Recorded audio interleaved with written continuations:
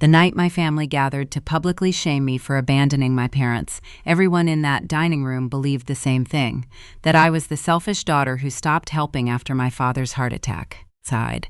What they didn't know was that I had made 96 mortgage payments on that farmhouse, spent nearly $180 keeping it alive, and was quietly carrying a folder that would destroy everything they thought they knew. By the end of the night, my mother's lies, sighed, my brother's inheritance, and my future sister-in-law's dream farmhouse renovation would collapse in front of every witness they invited. My name is Vivian Mercer, and this is the story of how my family tried to give my house to my brother, sighed, without realizing I legally owned most of it. Chapter 1. The Daughter. While always said, yes, my name is Vivian Mercer, and by 38 I had become the kind of woman people called when something needed fixing. At work, that made me valuable. At home, it made me useful. Sighed. I owned Mercer Financial Services in Lancaster, Ohio, a small bookkeeping and payroll firm I built from a spare bedroom into a real office with 6 employees and 65 small business clients. I knew how to balance accounts, clean up bad records, sighed, find missing numbers, and make chaos look organized by Friday afternoon. But no client ever exhausted me the way my family did. My father, Walter Mercer, believed a man should stay on the land, and by man he meant son. My mother, Elaine, sighed, never said things directly if guilt could do the job better, and my younger brother, Lucas, had spent 35 years being forgiven for things I would have been punished for at 16. I learned that early when I graduated from college, sighed. My parents promised they would be there. I stood in my cap and gown outside the arena, checking my phone every few minutes, telling myself they were just running late. An hour later, sighed.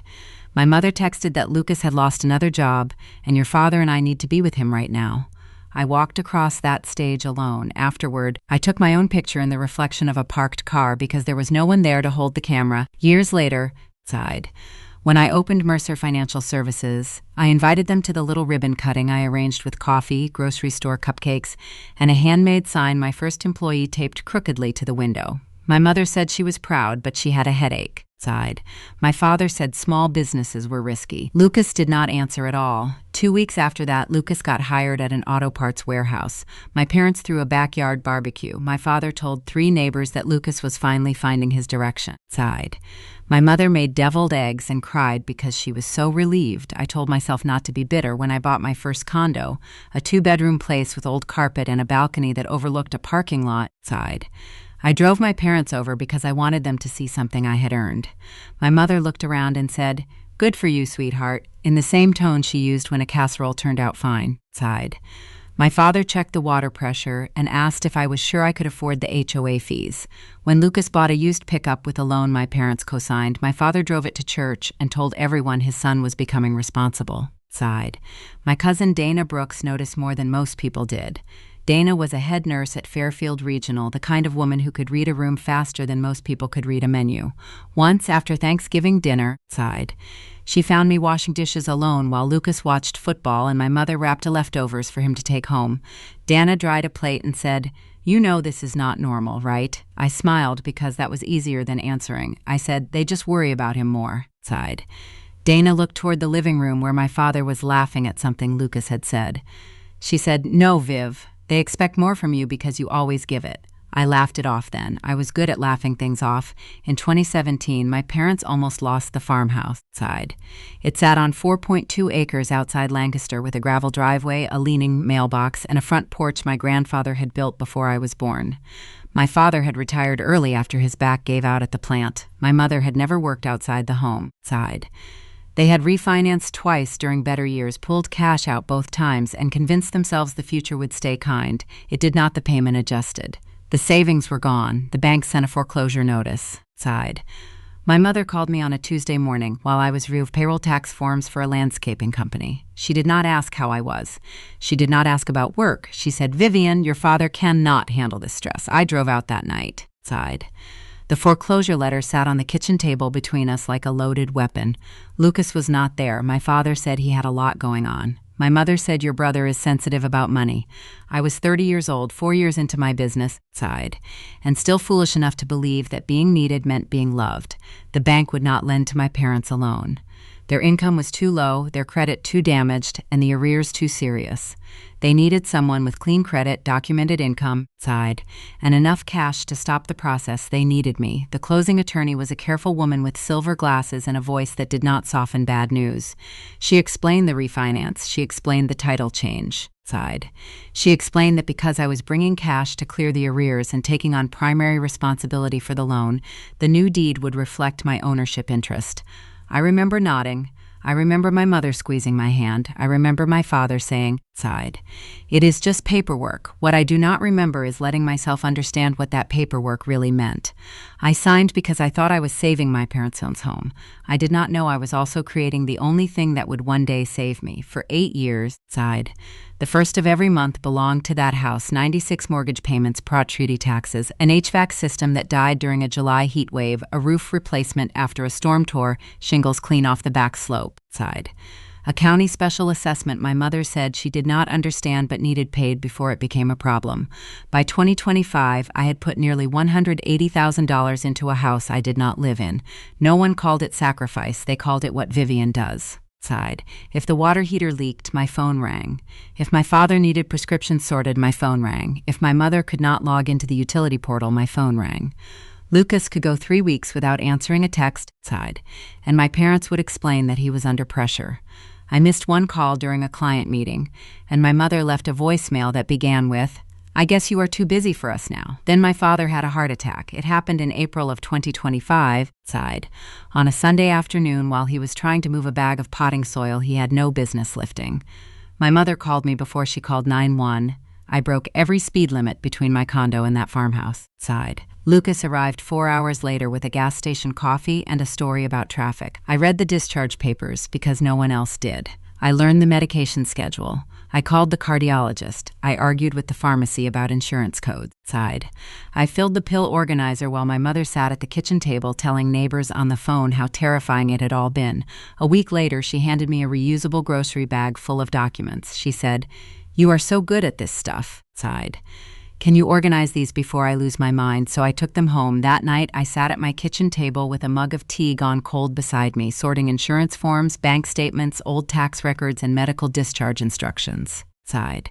Near the bottom of the bag was a fresh manila envelope from a law office downtown. The flap was not sealed. I told myself not to open it. Then I did, because I have always been the woman who reads what is in front of her. It was my parents' new will, the farmhouse, side. The land, the savings account I had helped rebuild, my father's truck, my mother's jewelry, every meaningful thing they owned, all of it went to Lucas Mercer.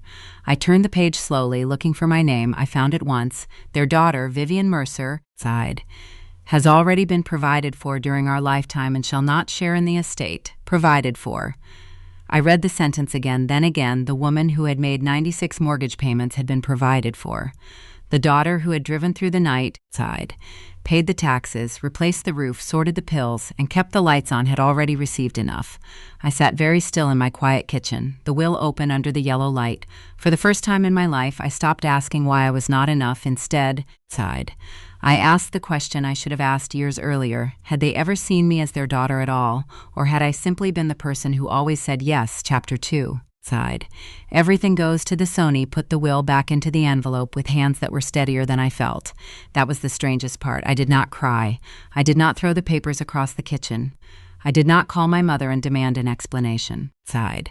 I slid everything back exactly the way I had found it, because some part of me already understood that the document was not the end of the story.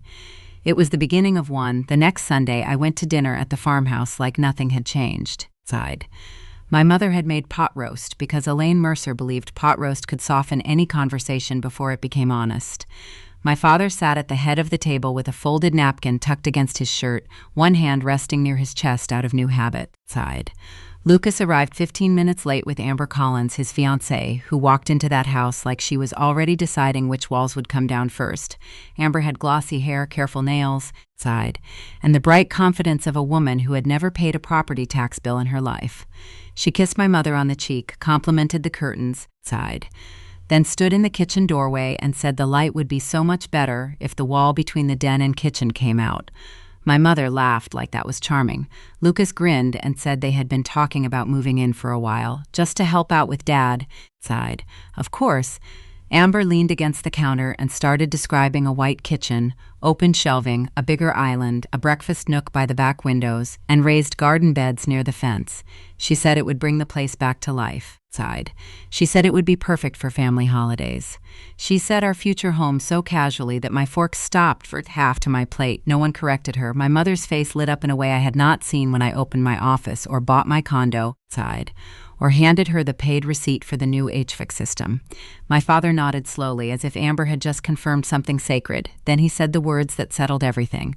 The home should stay with the son. He said it calmly, sighed, like he was discussing rainfall or corn prices. Lucas looked down at his plate, smiling like a man trying not to appear too pleased. Amber reached for the salt. My mother patted my father's arm and said that was how families kept roots. No one looked at me, sighed. No one asked what I thought. I sat there with gravy cooling on my plate and understood that they had not forgotten me. Forgetting would have been kinder. They had counted me, just not as family. They had counted me as income. That night, sighed. I drove back to Lancaster with the radio off. The roads were dark and familiar, past the gas station where I used to buy my father lottery tickets, past the church where my mother liked to be seen on Sundays, past the turnoff to Lucas's old apartment, sighed. The one I had helped cover twice when he was between jobs, which in Lucas's life seemed to be less a temporary condition and more a lifestyle. At home, I opened my laptop and made a spreadsheet. That is what I do when I cannot trust my feelings. I trust numbers, sighed. Mortgage payments from 2017 to 26 entries, $1,285 a month. Property taxes, insurance gaps. The HVAC replacement in 2019, $11,300. The roof in 2022, $18,700, sighed. The county special assessment in 2023, $6,500. Emergency repairs, medication copays. 2 months of Lucas's rent my mother had called a loan even though nobody ever mentioned repayment again. The total came close to $180,000, sighed. I stared at the number for a long time. Then I made another column. What they promised me in return. I sat with my fingers on the keyboard. Nothing came, not a thank you that lasted longer than a phone call, not a place in the will, sighed. Not even the dignity of being asked before Amber started planning a kitchen in a house my money had kept standing. I closed my eyes and heard Dana's voice from years earlier. They expect more from you because you always give it. For the first time, sighed. I wondered what would happen if I stopped. So I opened the banking app I had used every month for 8 years. I found the automatic mortgage payment. My thumb hovered over the screen. It should have felt dramatic. It did not, sighed. It felt like turning off a light in a room I had been paying to keep warm for people who never noticed I was cold. I canceled the auto pay, no announcement, no warning, no explanation. Just silence where my money used to be. The next few days felt unreal, sighed. I went to the office. I processed payroll for a dental clinic, reconciled a landscaping company, fixed a sales tax error for a bakery, and answered every client email with the same professional calm I had worn for years. Sighed. My employees did not know that every time my phone buzzed, my stomach tightened. On the 4th day, the lender app sent the first notice, past due. It came to me because the loan was in my name. I read it once, then set the phone face down on my desk. Sighed. That instinct was so old it felt like a reflex in my bones. Something is wrong. Vivian fixes it. Someone is upset. Vivian smooths it over. Money is due. Vivian pays. Instead, I let it sit. That afternoon, sighed. Richard Hale came in for his quarterly review. He owned Hale Manufacturing, a machine parts company outside town, and he had been my client for almost 9 years. Richard was 61, sighed. Blunt in the way older business owners sometimes are when they have survived payroll shortages, lawsuits, bad partners, and children who wanted leadership without responsibility, he noticed the past due alert on my second monitor before I minimized it. Sighed. He did not ask directly. Richard never stepped into personal business unless invited, but while I reviewed his cash flow report, he told me about his older brother, who had spent years borrowing against their parents' farm, sighed, always calling it family help until the family had nothing left. He tapped the folder in front of him and said, "Never confuse gratitude with entitlement. One says thank you. The other asks, what took you so long?" I kept my eyes on the spreadsheet, sighed. Richard said gratitude changes behavior. Entitlement only changes tone. I thought of my mother's hands patting mine every time I handed her a receipt. Good girl, dependable girl. Strong girl, not loved girl, dependable, sighed. The mortgage notice sat for 7 more days before my mother called. Her name appeared on my phone while I was eating lunch at my desk. I let it ring twice before answering. She did not say hello. She said the bank had called and there must be a problem with my account. Sighed. Not how are you, not how is business, not thank you for 8 years. Just the bank called. I said there was no problem. The pause on the line was long enough for me to hear the refrigerator humming in my office break room. Then I said I had stopped the automatic payment. Sighed. My mother inhaled sharply, the way she did when she was preparing to be wounded. She said she did not understand what had gotten into me. She said my father could not handle stress. She said Lucas had enough pressure on him already. Sighed.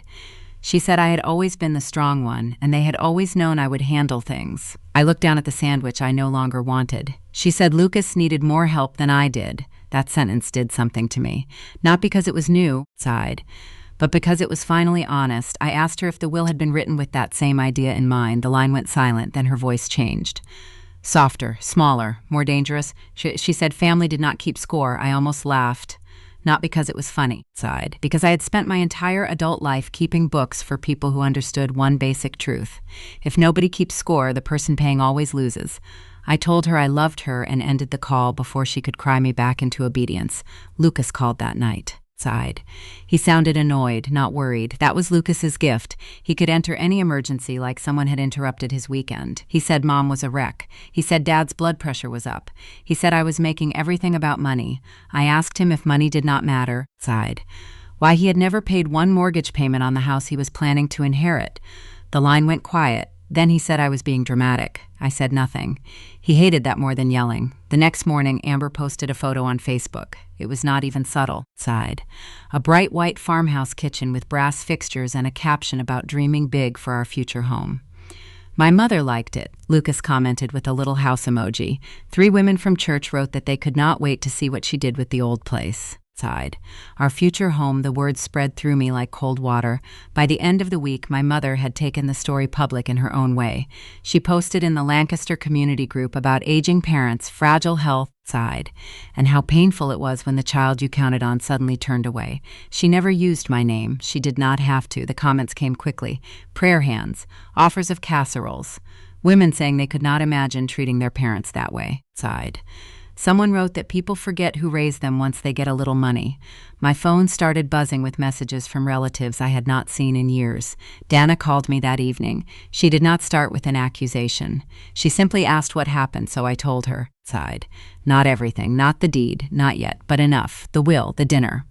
Amber's future home, the mortgage. The silence as Dana listened without interrupting. Then she said something very quietly. Viv, they are not upset because you abandoned them. Sighed. They are upset because the bill finally arrived where it belonged.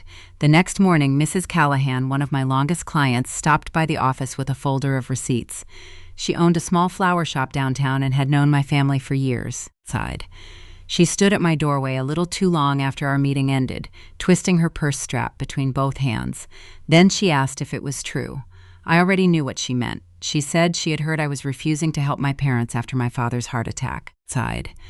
For a second, I could not speak, not because I was ashamed, because I finally understood that my mother had not just asked me to pay the mortgage. She had handed the whole town a story where I was the villain, and people were already beginning to believe it. Chapter 3. Sighed. The receipts they forgot at first. I tried to treat the rumors the way I treated bookkeeping errors, trace the source, correct the record, move on, but people are not ledgers. They do not always care where the numbers came from. Sometimes they only care who cried first. Sighed. For 3 days, I said nothing publicly. I went to work, paid my employees, answered client emails, and pretended I did not notice the way conversation softened when I walked into a room. Dana called every evening, not to push, just to make sure I was still eating. Sighed. On Thursday night, she called while I was standing in my kitchen, staring at a microwave dinner I had not touched. Viv, I heard something today. Her voice had that nurse calm in it, the kind she used when telling families news they were not ready to hear. Sighed. What did you hear? Lucas was at Miller's Hardware yesterday. He told 2 guys he and Amber were getting the farmhouse soon, said it was worth over $600,000 now, and he was finally going to have something real. I closed my eyes. Of course he did. Sighed. There is more. Amber has been showing design boards to people at the salon. She is calling it her farmhouse renovation. I looked toward the hallway closet, where my fireproof box sat on the top shelf, hidden behind winter coats and old tax files. Dana sighed. Everyone thinks the house is already theirs. I know. That is why I am telling you. After we hung up, I sat at the table and tried to decide whether pain felt different when it was no longer surprising. I had known they were planning around me. Sighed. I had known they had written me out. But hearing that Lucas was already bragging in town that Amber was showing strangers a future built on my silence made the whole thing feel less like neglect and more like theft. The mistake came 2 nights later. Sighed. My phone buzzed while I was reviewing payroll reports in bed. It was a group text I did not recognize at first. The title at the top read Mom and Dad House. There were 5 names in it: Elaine, Walter, Lucas, Amber, and me. For a few seconds, sighed. I thought my mother had added me on purpose, maybe as some new strategy to shame me in writing. Then I saw the messages above. Amber had written, "Mark says we need to lock in the spring schedule before prices go up." Lucas replied, sighed. "Mom says Vivian will cave before Christmas. She always does." My mother wrote, "She always comes around. She just needs time to remember what family means." My father's message was the one that made the room go silent around me, even though I was alone. Sighed. Once the house is Lucas's, this stops being her problem anyway. I sat up slowly. There it was, not daughter, not sister, not family problem. I scrolled as fast as I could. Sighed. My thumb moving with the calm speed of someone who has spent years saving receipts before anyone else realized they mattered. There were messages about the mortgage, about my father's health, about how the pressure would work if they stayed patient. Sighed. Amber had sent photos of cabinet samples. Lucas had joked about putting my old bedroom back to use as a home office. Then the typing dots appeared. They vanished, appeared again. Lucas removed me from the group. Too late. I had screenshots of everything. Sighed. I sat there in the blue light of my phone, breathing through something that was not anger exactly. Anger is hot. This was colder, cleaner, like finding the missing transaction that finally explains why the account has never balanced. The next morning, sighed. I opened the hallway closet and pulled down the fireproof box. It was heavier than I remembered. Or maybe I was. Inside were old tax returns, insurance papers, my condo deed, business formation documents, and the folder from 2017, the refinance folder. Sighed. The one I had kept because I keep records. I carried it to the kitchen table and spread the papers under the bright light. Settlement statement, lender correspondence, promissory note, recorded deed. I read slowly this time. Sighed. Not as a frightened daughter trying to save her parents, but as the owner of a bookkeeping firm who knew the difference between language and consequence. My name was there, not as a favor, not as a helper, not as a child doing what children do. Vivian Mercer, sighed. Tenant in common, a percentage listed beside my name, larger than either of theirs. I stared at it for a long moment, then whispered to the empty kitchen. What did we sign? By noon, Amber's renovation fantasy hit its first wall. Sighed. I knew because Dana heard it from Mark Collins' office manager, and by then Dana had become very good at hearing things people did not realize mattered. Mark was a local contractor. Sighed. A practical man in his 50s who had repaired half the kitchens in Fairfield County and trusted county records more than family stories. Amber had called him that morning to ask about deposit timing. Sighed. He asked for owner authorization before preparing the structural estimate. Donna said. Amber laughed. Lucas owns the house, Amber told him. Mark replied, not according to the county. I would have paid good money to see her face. Later, Dana sent me one more message. Sighed. Mark is pulling the title before he goes any further. Amber is panicking. I did not reply right away. I was already making another call. Gwen Holloway's office sat above a hardware store downtown with narrow stairs that smelled faintly of sawdust and old carpet. Sighed. I had done bookkeeping for her 2-person real estate practice years earlier, back when she was still building her client list and I was still building mine. Gwen was 52, sharp-eyed and allergic to drama unless it came with documentation. Sighed. I brought her the refinance folder, the screenshots, 8 years of mortgage records, tax receipts, and repair invoices in a canvas tote that felt heavier with every step. She looked at the stack, then at me. Tell me what I am looking at. I told her everything. Sighed. Not perfectly. My voice broke once when I got to the will. I hated that. Gwen did not react. She just listened, pen in hand, marking dates on a yellow legal pad. When I finished, she slid on her reading glasses and began. For 20 minutes, sighed. The only sounds in that room were paper shifting, a pen tapping, and traffic moving faintly on the street below. Gwen read the deed twice. Then she opened her laptop and pulled the Fairfield County Recorder's records. I watched her face, sighed, searching for any sign that I had misunderstood everything. Finally, she leaned back. Vivian, you are not just on the loan. I know. No, I need you to hear me. You are not a guarantor. You are not a courtesy signer. You are the primary borrower, sighed, and according to the recorded deed, you are also the majority owner of the property. The air changed. I looked at the paper again, even though the words had not moved. So my father's will can only transfer what he owns. Her voice was calm, almost gentle. Sighed. He can leave Lucas his share. He cannot leave Lucas yours. I sat there very still. Gwen continued. No one can sell that farmhouse without your signature. No one can refinance it without your signature.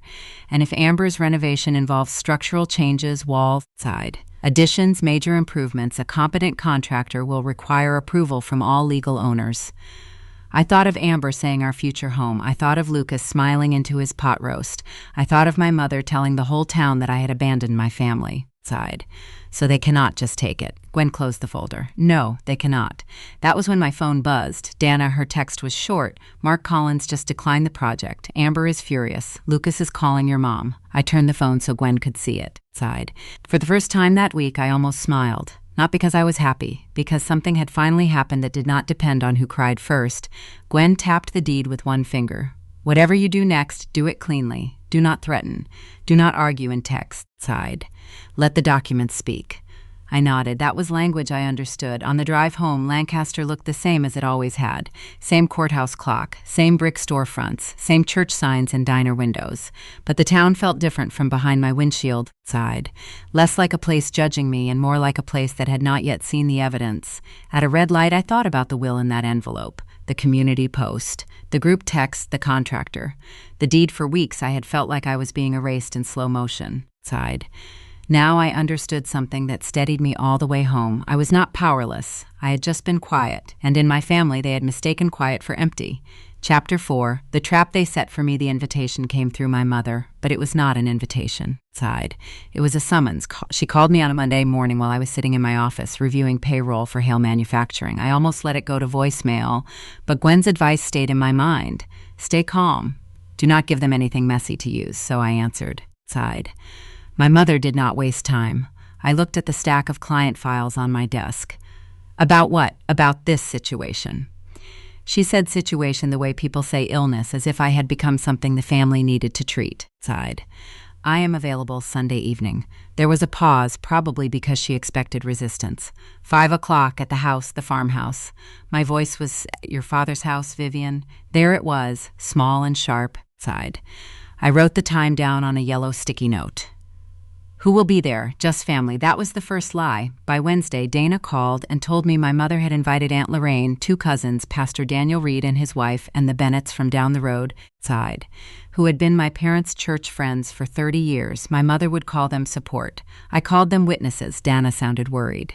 Viv, this is not dinner. This is a tribunal. I know. They are going to try to corner you. Good, good. I looked at the folder Gwen had helped me build, sitting in the bottom drawer of my desk. If they want an audience, Dana, they can have one. She was quiet for a moment, then she said, I found something else. My hand stopped above the drawer. What? An old email. From 2017. Elaine forwarded it to my mom years ago. I think she forgot it existed. Dana's mother and Elaine had once traded family gossip the way some women traded recipes. Apparently, one of those old threads had survived in an archived inbox. Donna sent me a screenshot first, then the full email. I opened it at my desk. The message was from the closing attorney in 2017. It confirmed the signing appointment. It listed the documents Walter and Elaine would execute. It listed the updated deed. It said clearly that Vivian Mercer would be added as majority owner based on her cash contribution and loan responsibility. Elaine had replied, Thank you. We understand. I read those 3 words 3 times. We understand, not we are confused, not please explain. We understand. My mother had known. For 8 years, she had known I was more than a helpful daughter. She had known I was on that title. She had known I owned the larger share of the house she was letting Amber call her future home. She had known, and still let the whole town believe I was withholding help from a house that had nothing to do with me. I pushed my chair back and stood because I suddenly could not sit inside my own skin. Donna stayed on the phone. Viv, I am here. Are you okay? I stared out the office window at Main Street. At the same brick storefronts and church steeple I had passed 1,000 times. No, my voice surprised me. It was not broken. It was clear. But I am done wondering whether she forgot. That was the moment my mother became something worse than unfair. sighed. She became deliberate. The rest of the week moved with strange precision. Gwen prepared a letter on her firm's letterhead. It stated the facts without emotion. I was the primary borrower. I was the majority owner of record. Any sale, refinance, sighed, or structural renovation required my written consent. She also included the date of the recorded deed and the parcel number from the Fairfield County records. Oliver Grant, a CPA I had known through professional circles, helped me organize the financial summary. Sighed. He did not ask for details. He did not need to. Accountants can hear betrayal in numbers. He looked at the total and whistled softly. 178,900 and change. Round it to almost 180,000. He shook his head. Sighed. Vivian, that is not helping with groceries. That is carrying a property. I added his summary to the folder: mortgage records, tax receipts, HVAC invoice, roof invoice, special assessment, county title records, Gwen's letter, the group chat screenshots. Sighed. The contractor cancellation, and now the 2017 email proving my mother had understood the deed from the beginning. Meanwhile, the community group kept moving without facts. My mother posted again on Thursday night. Sighed. This time she wrote about how hard it was when aging parents had to beg for basic security. She said some people forgot that family was not a contract. She said her faith was being tested. Rachel Bennett, who moderated the Lancaster Community Watch Group, sighed, commented with a simple question. Elaine, is there a legal dispute over the property, or is this only about support? I saw the comment before it disappeared under more prayer hands and casserole offers. Sighed. It was the first sign that the story was starting to wobble. Amber's story was collapsing faster. On Friday afternoon, Dana called again, and this time she sounded almost breathless. Mark Collins officially canceled. I sat back in my office chair. What happened? Sighed. Amber called him screaming about the estimate. He told her he cannot touch a load-bearing wall without signatures from all owners. She said Lucas is the owner. He told her the county records say otherwise. I closed my eyes for a second. Did Lucas hear that? Oh, sighed. He heard it. Mark said Lucas got on the phone and asked if there had been some mistake. And Mark told him title records are not vibes. For the first time in weeks, I laughed. It came out small and tired, but real. That evening, Lucas called me. Sighed. I let it ring once, twice, 3 times before answering. His voice was different. Less smug, more careful. What did you do? I was standing in my kitchen, sorting the folders into 3 clean copies. What are you talking about? Sighed. Amber says the contractor is asking questions about ownership. That sounds like something you should discuss with the contractor, Vivian. There was strain in his voice now. Are you on the deed? I slid the county record into a manila folder. Sighed. You should ask Mom and Dad. Why would I ask them? Because they signed it. He went silent. That silence told me something. Lucas had been arrogant, entitled, selfish, and lazy, but he may not have known the entire truth. Not all of it. Sighed. That did not make him innocent. It only made him less informed than he thought when his voice was lower. Mom said it was just paperwork. I almost smiled at the familiar phrase. She said that to me, too. He hung up without saying goodbye. Sighed. On Sunday afternoon, I laid the folders on my kitchen table and checked them one last time. I wore a navy sweater, dark jeans, and the pearl earrings my grandmother had given me before she died. I did not dress for battle. I dressed like myself before leaving. Sighed. I stood in the hallway and looked at the fireproof box still sitting open on the floor.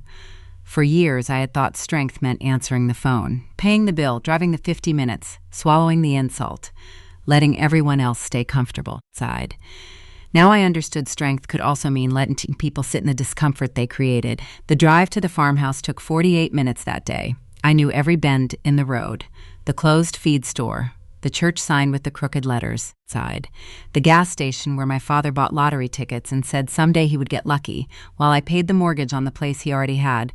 The closer I got, the calmer I became. Not peaceful. Not happy. Just calm. I was not afraid of disappointing them anymore. Sighed. I was afraid of continuing to disappear just to keep them comfortable. When I turned onto the gravel driveway, there were already 6 cars parked near the house. My mother had set the stage. The porch light was on even though it was still late afternoon. Sighed. Through the front window, I could see movement in the dining room, people standing, talking. Waiting, Dana's car was parked near the end of the drive. She got out when she saw me. You have everything. I lifted the tote bag. 3 copies. She looked at the house, sighed. Then back at me. You sure? I took a breath. No. Then I opened the car door wider and stepped out. But I am ready. Inside, the house smelled like pot roast and furniture polish. My mother had pulled out the good tablecloth. Sighed. Aunt Lorraine sat stiffly near the china cabinet. Pastor Reed stood by the window with his hands folded. The Bennetts were whispering near the doorway. Amber sat beside Lucas, her face tight and pale, her phone face down in front of her. Sighed. My father was at the head of the table. My mother smiled when I walked in. It was not warm. It was prepared. "Vivian, we are glad you came," I said I would. Dana slipped quietly into a chair near the back side. I set my tote bag beside my seat. Nobody looked at it yet. Dinner began with small talk that nobody believed. Weather, church.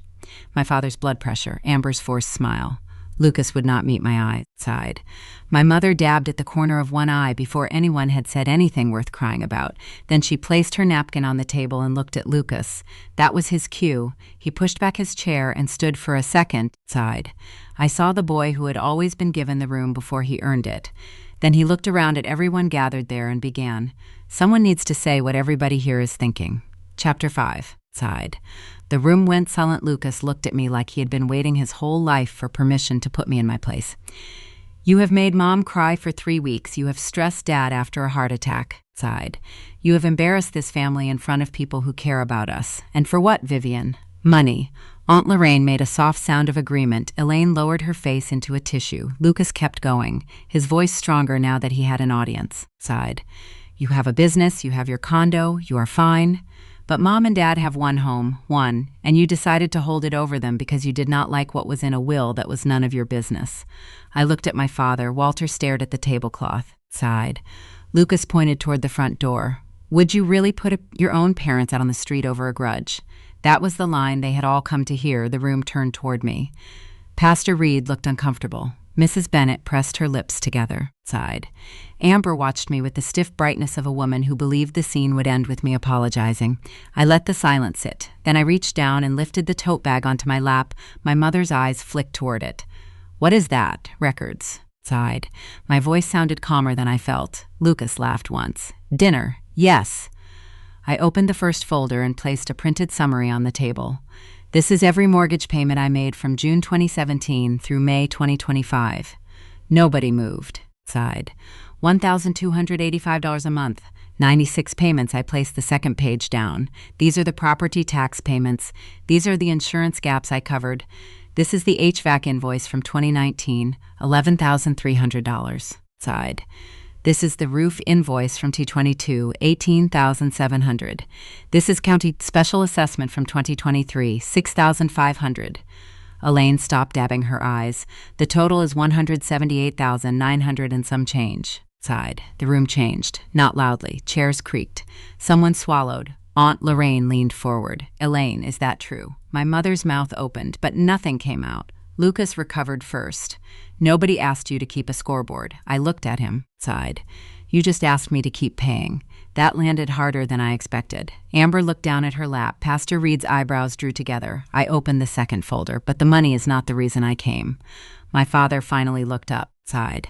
I placed the Fairfield County title records on the table, then the refinancing documents from 2017, then Gwen Holloway's letter. This is the recorded deed from the refinance in 2017. This is the county title record. Sighed. And this is a letter from my attorney confirming what those documents mean. Lucas stared at the papers as if they had appeared in another language. I continued. I am not just on the loan. I am not a helper.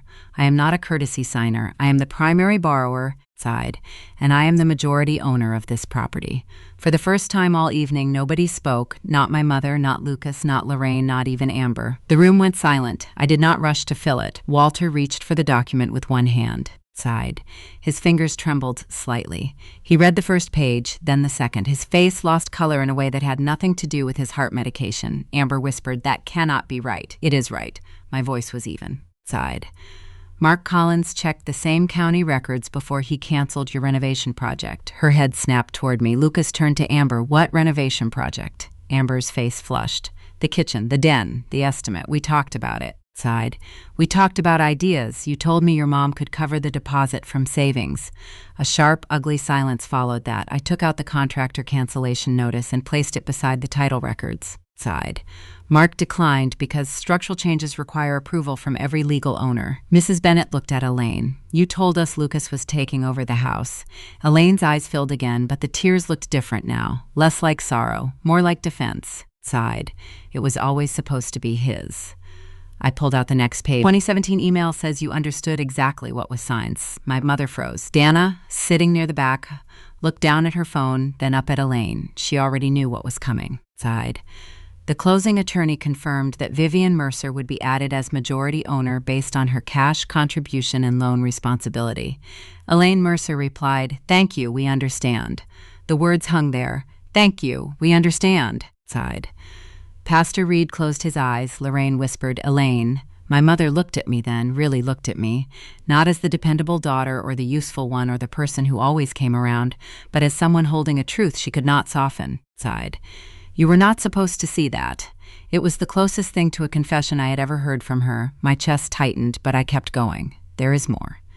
I placed the screenshots from the group chat on the table. Elaine reached for them, sighed, but I held one page back and slid copies to the middle instead. These are the messages from the group text I was added to by mistake. Lucas's face hardened. Amber went pale. I read the first line, "She always comes around." Then the next, sighed. "She'll fold before Christmas." Then my father's line, "Once the house is Luca's, this stops being her problem anyway." Nobody looked at me after that. They looked at the paper. That was the power of receipts. They did not care who cried, sighed. They did not care who performed. They just sat there being true. I turned to my father. "Dad, you said the home should stay with the son, but for 8 years the daughter kept it standing." His face folded in on itself. "Not dramatically," sighed. Walter Mercer was not a dramatic man. I thought it was just paperwork. I shook my head. "No, you hoped I would keep treating it that way." Lucas pushed his chair back. "So what do you want?" "You want applause," sighed. "You want everyone to know you paid bills." "No." I gathered the papers into a neat stack. "If you want the house, Lucas, you can take responsibility for it. You can pay the mortgage, you can pay the taxes, you can cover repairs," sighed. "You can buy out my share at fair market value, or we can all sign a written agreement splitting costs based on ownership. But I am done paying for a family tradition that erases me." Amber stared at Lucas. "Can you pay it?" His jaw tightened. "That is not the point," sighed. "It is exactly the point." I said it softly, and somehow that made it worse. For years, everyone had spoken about family as if love erased math, but math had been there the entire time. It had simply been waiting for the right person to read it out loud, sighed. "I think we may not have heard the whole story." My mother looked betrayed by that, which would have been funny if it had not been so sad. Pastor Reed cleared his throat. "Elaine," sighed. "I think this conversation should have happened privately and honestly long before tonight." Mrs. Bennett was already typing on her phone. By morning I knew the story in town would begin to change, not because I begged anyone to believe me, sighed, but because the people my mother had invited to witness my shame had instead witnessed the evidence. Rachel Bennett messaged Dana before I even reached my car, sighed. She wrote that the community post was being reviewed and that Elaine would not be allowed to keep using the group to pressure a family member over a legal property dispute. Small-town justice is rarely clean, but it travels fast. Lucas left first. He did not storm out, sighed. Storming would have required confidence. He grabbed his jacket and told Amber they were going. Amber did not move right away. She looked at the kitchen, the den wall, the windows she had imagined replacing, the whole farmhouse dream disappearing in real time, sighed. Then she stood and followed him. My mother stayed seated, tissue twisted to shreds in her hands. "You made me look like a liar." I looked at her for a long moment. "No, Mom," I made the paperwork visible. That was the last thing I said to her that night, sighed. I did not evict my parents. I did not go after Lucas with a lawsuit or post screenshots for the town to enjoy. Gwen drew up a formal agreement 3 weeks later. Walter and Elaine signed it because they had no better option, sighed. The mortgage and taxes would be shared according to ownership. Any repair over a set amount required written approval. No renovations, no refinance, no pretending. Lucas refused to contribute a dime. That was the part that settled everything, sighed. The son who was supposed to inherit the home did not want responsibility for it. He only wanted the version where I paid and he received. Amber's farmhouse board disappeared. Mark Collins never touched the den wall, sighed. The community group went quiet after Rachel removed my mother's posts. Mrs. Bennett told someone at church that the situation had been misrepresented, and in Lancaster that was as close to a public apology as people like her ever got, sighed. My father called me 2 months later, not my mother. He asked how the business was. It was such a small question. Too late to fix everything, but not too small to notice. I told him it was fine. He said, I should have asked sooner, sighed. I did not rescue him from the silence. I just said, yes, you should have. I still drive out to the farmhouse sometimes. I still check my father's medication list when the hospital changes something. I still help when I choose to help, sighed.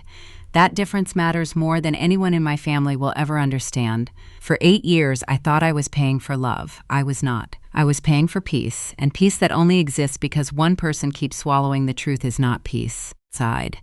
It is a bill that keeps coming due. The day I stopped paying it, everyone called me selfish.